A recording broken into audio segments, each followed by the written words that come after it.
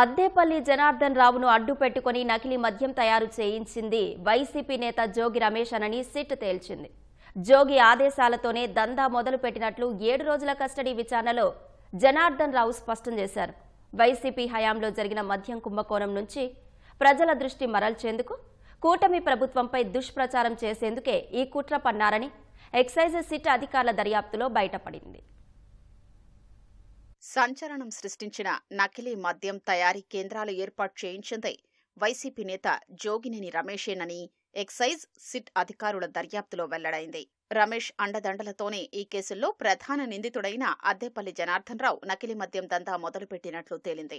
జగన్ జమానాలో జరిగిన వేల కోట్ల మద్యం కుంభకోణం కేసు దర్యాప్తులో నాటి ప్రభుత్వ పెద్దల పాత్రపై వెలుగు చూస్తున్న సంచలన నిజాల నుంచి ప్రజల దృష్టి మరల్చడం, అదే సమయంలో కూటమి ప్రభుత్వంలో ఊరూరా నకిలీ మద్యం తయారవుతోందని దుష్ప్రచారం చేయడమే లక్ష్యంగా తన చిన్ననాటి స్నేహితుడైన అద్దేపల్లి జనార్దన్ రావుతో ములకల చెరువులో జోగి రమేష్ నకిలీ మద్యం తయారీ కేంద్రం ఏర్పాటు చేయించినట్లు వెలుగు చూసింది.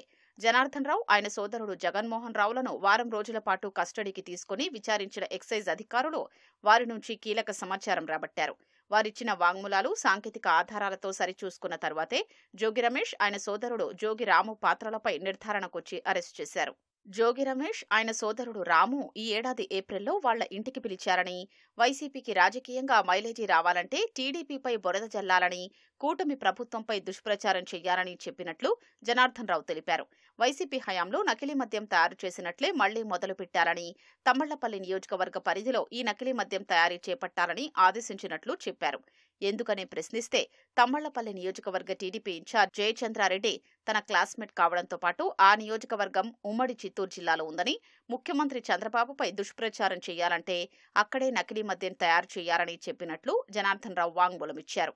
నకిలీ మద్యం తయారీ కేంద్రాలు ఏర్పాటు చేసి ఆ బురదను కూటమి నాయకులపై చల్లితే 3 కోట్లు ఇస్తానని జోగి రమేష్ తనను ప్రలోభపెట్టినట్లు జనార్దన్ రావు వాంగ్మూలమిచ్చారు.